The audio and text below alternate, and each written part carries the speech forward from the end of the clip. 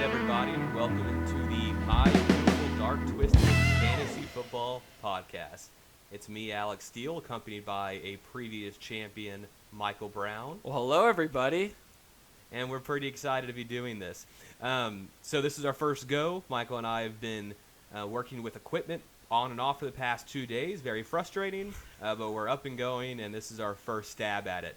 So our goal today is just to introduce this. This is an idea him and I have had for a couple of years now, where we essentially get to analyze our own league, poke fun at you guys a good amount because you're so bad at fantasy football, but ultimately, just add an extra layer of entertainment to the league. Anything you want to add to that? Yeah, I just want to clarify, this may not even be recorded right now because we've been so bad at the tech setup. So if you guys can hear us at all, that's going to be a win. If you hear feedback, I really don't care as the unofficial sound guy for right now. But yeah, no, dude, I'm excited. Like Alex said, this is something that we have been talking about on and off for some time, and it really ramped up as some of the players in our league got worse and worse. I feel like it almost became needed to just give y'all something new. So yeah, with that, Alex, I think you gave us a perfect intro, so ready to go. All right, excellent. And I do want to add on that it's definitely part of the vision to have each and every one of you on at least once throughout the season. So the goal is to do these weekly, analyze what's going on in the league, and just keep everyone up to date. But today what we're going to do is we're just going to dive in and kind of do some thoughts around what and who we think people are going to draft. Maybe talk a little bit about what they've done in the past and incorporate that into this season. So right off the bat, let's start with the number 1 overall pick, Chris Armijo. Chris Armijo. I have no idea who he's taking. No, I think we all know who he's taking. Is there anything really to say here about Chris? You know what? This isn't so related to Chris. I think what I want to ask you really to get us started, is there ever an opportunity for trading Christian McCaffrey? Would you ever trade him for, even if it's a ransom deal, is it even worth it at that point? Excellent question. And what's funny is right after we decided the draft order, I asked Chris, I said, would you take a first and a third for CMC? And he struggled a little bit. That's a no. I think it's a no because it's one position that's probably equivalent to at least 2, right? You could start him and Ronald Jones and be fine. Yeah, and what people don't realize, he is a wide receiver 1 and a running back 1. Yeah. You get 2 picks with your very first pick. Now, when I asked that question, I would consider a first and a second. I mean, everything should be on the table. You shouldn't be scared to trade your players. But, yeah, there's always a price. There's always a price. For example, you would take Dalvin Cook in a second rounder. Absolutely. You'd have Dalvin Cook in 2 second rounders. Absolutely. I'm thinking more of a Devontae Adams and a Jonathan Taylor. Yeah, and it's funny because as you say that, I think I'd rather have CMC.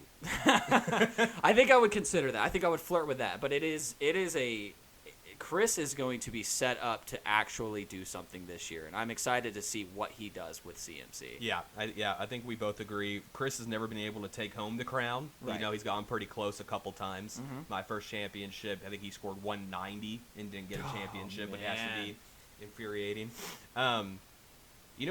If you had to compare Chris to an NFL team, who would you compare him to? I think I would. It's funny because you said he's gotten pretty close. To me, let's go ahead and do it with a hometown team, the Cowboys. Okay. They have the misconception of being the 8-8 team. He just seems to be the middle of the road guy. I'm never worried about him getting last, but I'm never worried about beating him week in, week out. Oh, okay. Well, I think that's a pretty good place to leave Raiders? Does Raiders fit him a little bit better? A little bit more. Okay, excellent. So let's move on to our champion, the self-proclaimed people's champion, a man that chased the ring for many years. You could argue that it's an asterisk of a win because of COVID, right? That's what people have been saying. It's not a respected championship, right. Really, is right. what the masses are saying. But Matt Ruiz. Yeah, what is there to say about Matt? I think, a blind squirrel finds a nut once in a while, and I'm happy for him. I think he needed it. I think He's always been the bridesmaid, never the bride, and he finally got it. Despite some mistakes that he made throughout the year, he gave me Antonio Gibson for next to nothing. Gave me Kareem Hunt in that deal as well, and so it was a interesting watching him take that crown. I don't know. How do you think he's going to approach this season as the defending champ, though? I'm interested. I'm interested to see if he's been able to do as much research as he did last year with the Astros going on. I know he's very busy at work. The good news is his first overall pick is easy. Yeah. Right? It's Yeah. kind of squared up. Dalvin Cook should be the pick there. I'm interested. And also, a lot of his success was from trading. He got Dalvin Cook from Austin. And I forget what Austin gave up, but Matt definitely won the trade in the long term. Well, Matt's a trader, and I mean that in the best way. I think Matt is not scared. He doesn't get stuck with his players. We have a thing in our league that we've noticed. I think you've pointed out before, where people find their players and they love them and they just can't get rid of them. Right. And like we were saying with CMC earlier, everyone is on the table, or should be if you're smart. So I think that's going to be really interesting. But yeah, I do want to ask you. We know CMC Cook, it's going to be 1-2. Is there any chance, say Jameis Winston starts for the Saints and we're not concerned about Taysom Hill for the long run, is there any chance Kamara goes 2? I don't think so. I don't think it should. I just want to hear if there was an argument.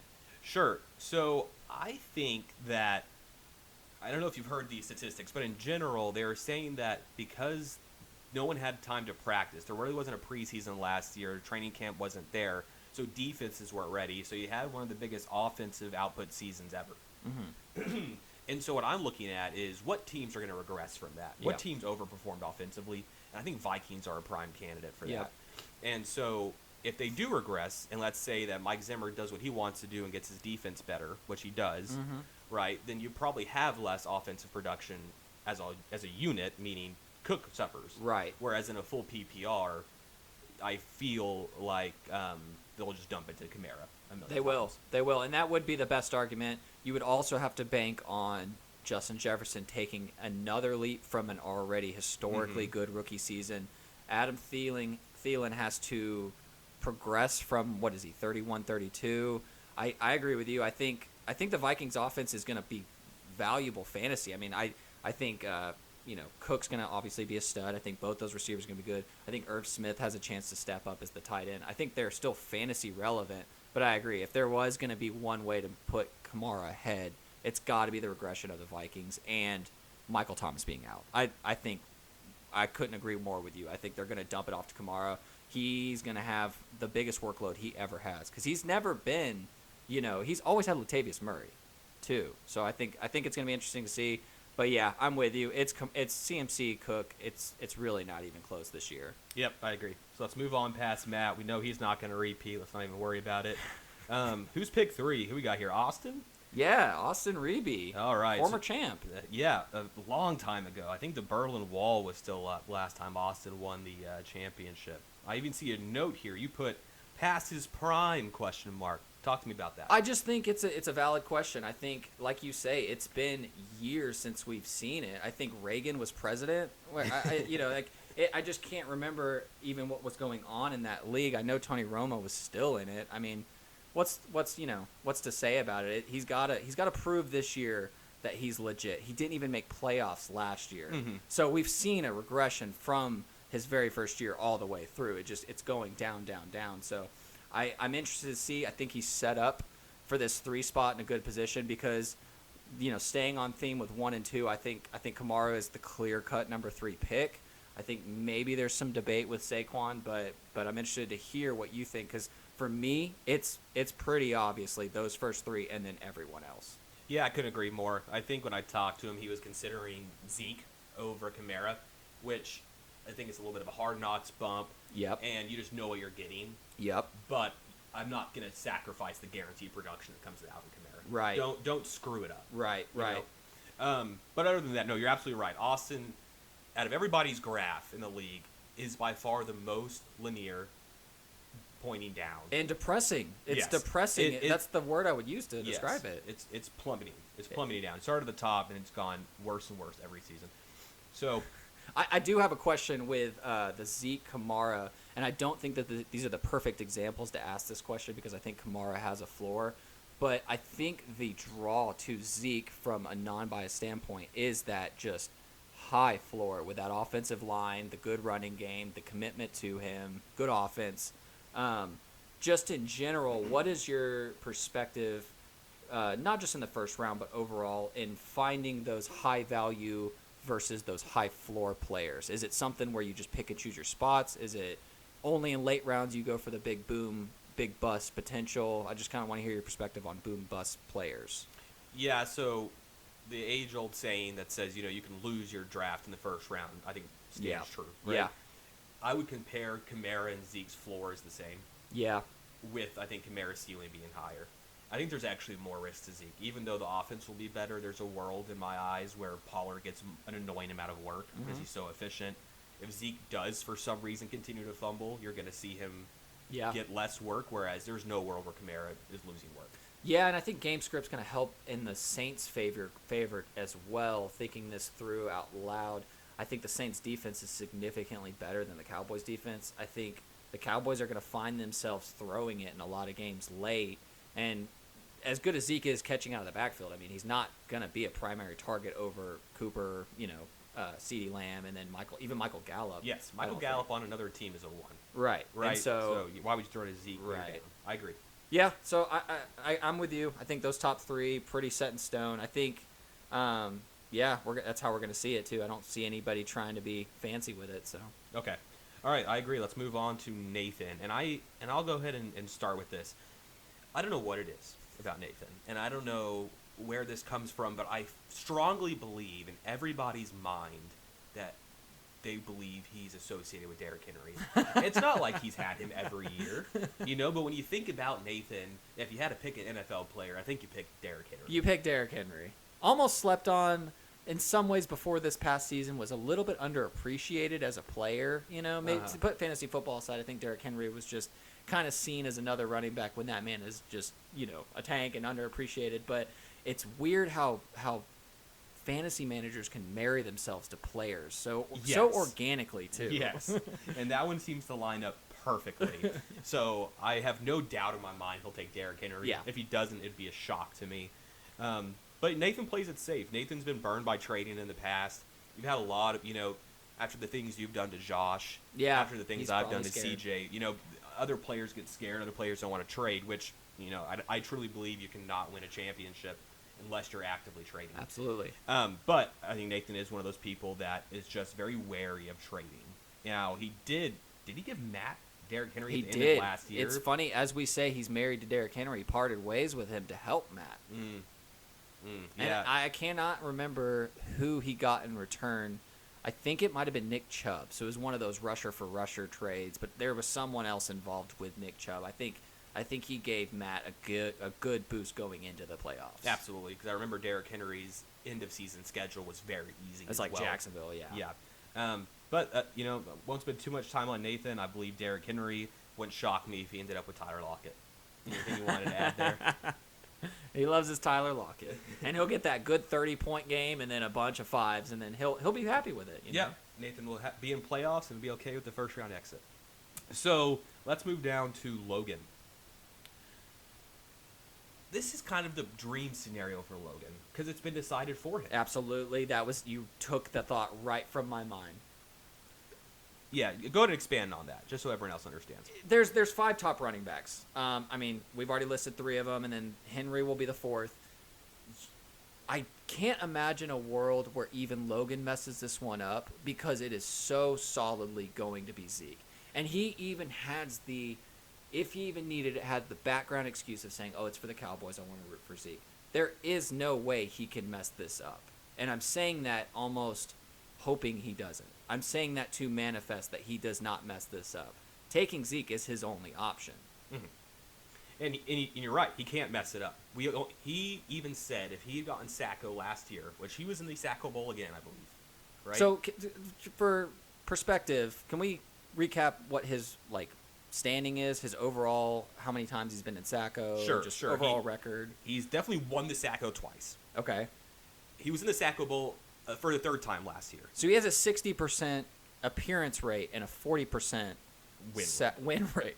That is correct. Yes, that is correct, which is it's an abysmal. No, that's right? historic. Honestly, I take a different approach from you. I think it takes real fortitude and perseverance to stick around with that much turmoil. He is the Detroit Lions. You asked me teams earlier. He is the Detroit Lions of this league. And that's absolutely true. And he realizes it. He put that gun in his mouth last season. He said that if he was going to get Sacco, he was out of the league. So we were all happy that our current Sacco took that hit. We didn't want to lose Logan.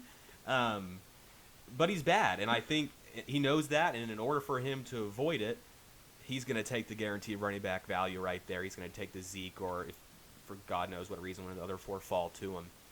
There's no Tyreek Hill. There's no chance. And I'm thinking this out loud. There's no chance he takes Tyreek Hill or Devontae Adams. I don't think he has the skill set to pull that off, and I think he knows it, and I think he should go with the safe option. I think it's safe. I think that's the right move for him. Yeah.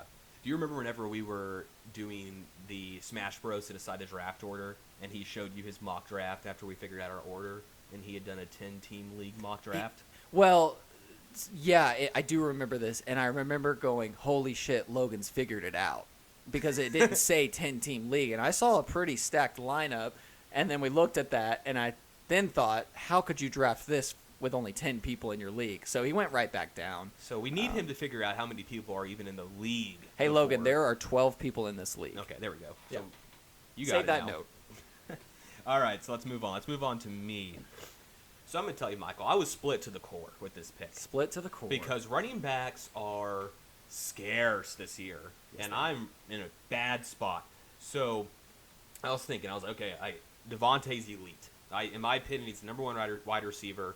Do I just take that guaranteed production? Mm-hmm. Do I go for a PPR guy with Eckler, Mm-hmm. right, and Mm-hmm. just kind of secure up that running back spot?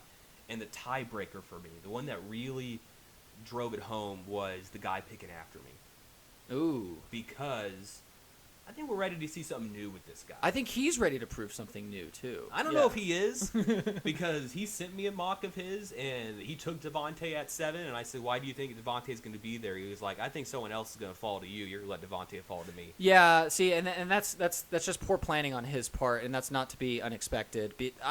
Why would he consider that? Because I think you told him during the draft order that you were going to take him. Correct. So now it's just wishful thinking, and I don't feel bad for him, because why would you mock draft where you already know people are going to go? It's just it's absurd. It's right. And he sent me a text saying, let's collude a little bit. I'll give you $20. That's a desperate man before the draft even happened. It's still Bell, man. And it's still Bell, man. So we know what he brings to the table. Anyways, that should give you a pretty good insight into who I'm going to take at 6. I do want to ask you some questions about your drafting perspective, because I think you're really where the turning point is, which makes sense because anytime there's a non-running back taken off the board, that's really where things open up. I totally agree with you. I think Adams is the move here. I think there's arguments to be made for other people. I think this is where it gets really to what your comfort level is. I'm wanting to know, did you ever consider taking Travis Kelce at this point? And I want to kind of explain why that would be a thing. I think when you're drafting at this spot, you're only playing catch up for the first 5 picks with the people who got the top running back. So if you were to get Austin Eckler, like you say, he doesn't really live up to those first 5, so you're really just playing catch up from the very get-go. Whereas Devontae Adams, you get the number 1. With Travis Kelce, you get the clear-cut tight end, borderline cheat code. You're going to have something different. Was that ever something you thought of? Is 6 just too high to justify that? I kind of want your thought process for that.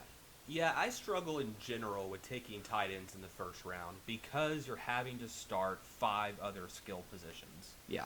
And even though at the end of the day you're kind of adding all those point totals together, I feel like it's easier for me to get a higher point total on a consistent basis if I'm loading up on those 5 skill positions in my first 5 Well, it's rounds. more bullets in the chamber, and I think you're right. I think you should look at it in buckets. I think you should look at it, running back bucket. With CMC, anything you get with your second running back is going to be the cherry on top for that bucket. And so that's kind of how I've always looked at it, is just making sure that those fit. So I agree with you. I think receiver is the option here, even though this receiver class is really deep this year. Devontae Adams is barring injury, going to pace the league. Yeah. So. And to piggyback off you, it is deep, and I think that's why people are willing to punt it. But what you're going to find is a ton of inconsistency at the wide receiver spot. Mm-hmm. And most people start 3 wide receivers. And so if your wide receiver 1 is Chris Godwin, I think you're going to be very disappointed in your team. But anyway, so yes, at that point, I've taken Devontae in this hypothetical situation we've mapped out so far. So now I've taken Trenton's biggest prize, right? This man is collapsing in on himself like a dying star. What do you think he's doing? Where's he going? Ooh, that is a good question. And you know what? It'd be doing the service to try to pinpoint him into one thing. I think this man is a true wild card in this draft. I think he's going to go AWOL when you take his bread and butter. I think it's almost like that you ever see people who get in a relationship and they're so dependent on that other person, and when they break up, they don't have anything to do. Their identity is gone. I think we're going to see an identity crisis for 2 minutes when he has to pick. I think what he does here, I think he takes Tyreek Hill. Okay. I think his mind is set on Devontae Adams. I think he's still holding out for Devontae Adams. When Devontae Adams is pulled from him, he's going to find Devontae Adams' cousin or the sister and try to date that person instead. So I think he's going to take Tyreek Hill, who's the clear wide receiver number 2. It's not a bad pick necessarily. I think he's just going to have planned for a receiver in round 1. He's going to stick with receiver in round 1, and then he's just going to go from that. I don't think he wants to do anything too drastic. I think you're probably right. I could see a world where he grabs Aaron Jones because he's just so weirdly connected to that team. Yes. That he didn't grow up supporting. No, he lived, thousands of miles away? Yeah. It's literally he thousands lived in away. DFW. Yeah. So it's weird. But I think you're probably right. I think he would take Tyreek. Do you think it's a good pick there?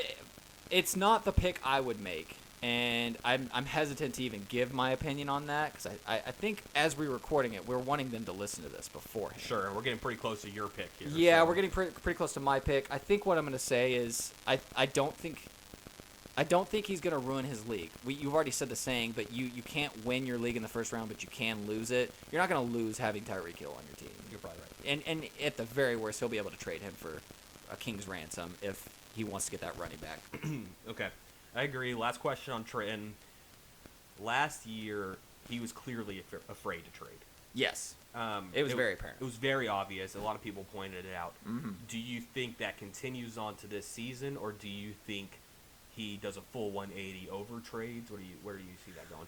I think Trenton's going to Trent. He's going to overcompensate and text the group saying that people won't accept his trades. And then when we go into the background, we're going to see that he wanted, Patrick Mahomes for Laviska Shenault, or something like that. It's not going to be ideal trades. I think he's going to be aggressive. I think he's going to be engaged. I think he's going to try. I don't think he's one of these people that isn't capable of giving up his players. I think you're right. I think he overvalues his own players, and then he's so afraid of getting taken advantage of. He's sometimes not willing to trade. He is very cognizant of the trade rate. Mm-hmm. He's very sure. I don't think he wants another Bell. I don't remember what that trade was. I know he bought Le'Veon Bell the year that Le'Veon didn't play. Correct. Yep. For I think it was a king's ransom. I can't remember who the players were. I'm sure they both finished top 10 in their respective positions, but yeah, I think he's just scared. Yeah, and last thing I'll say about him, it is funny because I think he's a good drafter. Yeah. If you look back at his drafts, he always drafts pretty well. Mm-hmm. He did screw up that trade real bad with Yeah. Le'Veon Bell. So that's probably what burned him. Mm-hmm. And then he got scared to trade last year, then came in third because you're afraid to trade. You can't win a league being afraid to trade. Did he hold Aaron Jones last year? He did not. Okay. He did not. Okay. So Chris he'll have it. He'll have him this year. Yeah, that's definitely possible. Okay, on to Justin. And by now, what we figured out is that this is where it gets much harder to predict, Mm-hmm. right? Justin, to me, is the biggest wild card in our league. every year his drafts shock me. Yeah. Um, He thrives on that, by the way. I think he likes being that person. yeah, I mean that personality would definitely align there, in my opinion. And in the past, it's been driven by a lot of Houston players. Yeah. Right, overreaching for D-Hop or definitely overreaching for Deshaun. Can't say it's right, but I don't blame him. I mean, I've been a person who's overdrafted Dak. I definitely overdrafted Tony back in the day. I get it. I don't say it's right, but I can see where he's coming from with that one. Yep. Okay, so we have Deshaun. He had too much fun at the masseuse place, right? Yeah. The masseuse parlor. Don't we all? No, I don't. I wish. No, just a joke. Okay. And so where's Justin going? Let's say Tyreek's off the board. Yeah. So Tyreek's off the board in this hypothetical. I think he goes Kelsey. I think now is to the point where Kelsey is such a stud. You got to go Kelsey. And this isn't necessarily. I don't know if this is what I would do, but I think Justin being a wild card. I think Justin is one of those people who. I think notices the running backs are going to be gone. I don't think he's someone who goes by the trends. I don't think he is someone who, like, when the quarterbacks are going off the board, I don't think he rushes to get his quarterback. Namely because he took Deshaun in the second round. But for the most part, he's someone who doesn't follow trends, in my opinion. I think he goes Travis Kelce here. He gets the best tight end. Now, the problem is Justin has always historically had a hard time valuing players. I think what he's going to do, he's going to draft Travis Kelce, and then he's going to trade him for an RB2 down the road. What do you think about that? I think that's exactly what's going to happen. I believe he drafted Travis Kelce last year. Yes. He undervalued running back. Then I was able to get Travis Kelce from him for James Conner, for a very fifth-round cheap running back. Yeah. And that's the whole reason I like to punt tight end, because I believe if you get enough value at your skill positions, you can trade appropriately and go get a tight end.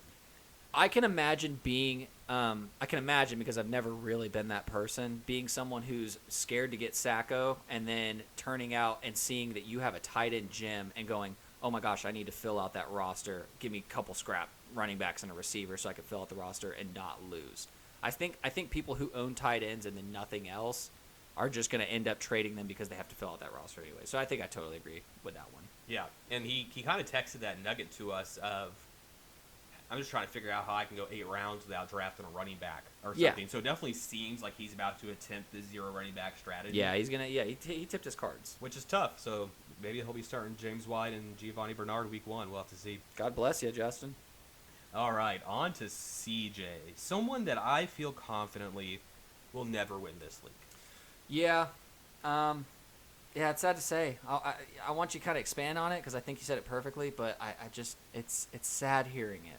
Yeah, he's just a guy, and I think you had a pretty good analogy for it, but he essentially is always just 100%, has super high highs, so pumped after drafting. Absolutely, yeah. I mean, he looks at that team like he just put together the 85 Bears, and it's going to be a guaranteed championship. Borderline licking his lips post-draft. I mean, it gets pretty R-rated with what he's looking at when he looks at his board. For those that are listening, and CJ specifically, I hope you hear this, fantasy football is a roller coaster in a big way. You know, there's ups and downs.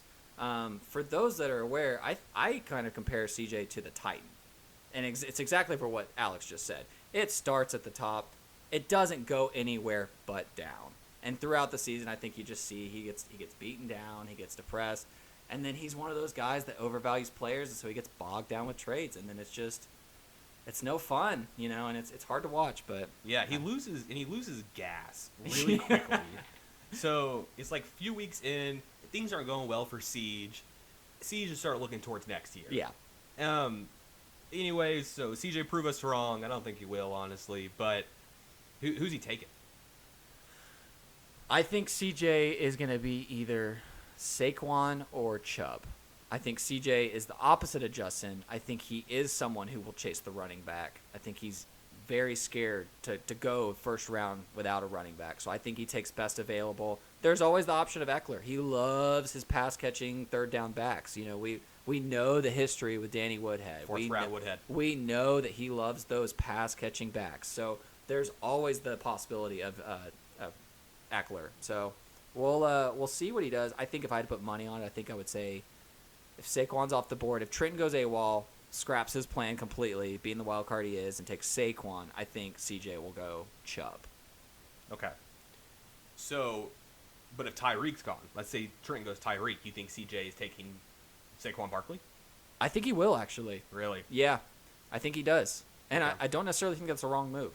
I think he needs a spark, Yeah, and Saquon could be that spark. Yeah. Yep. Okay. So let's say CJ takes. Love you, Siege. We'll keep it on with the hypothetical. So we'll say Trenton went Tyreek. So let's say CJ takes Saquon. Now that leads us to you. Yeah. So are you willing to show some of your cards here and tell us what you're thinking at 10? Yeah, no, I have Chubb. I would have Chubb here. I think that Browns offensive line stacked. They're going to be winning a lot of games. They're committed to that run. Kareem Hunt doesn't bother me enough to not take Chubb here.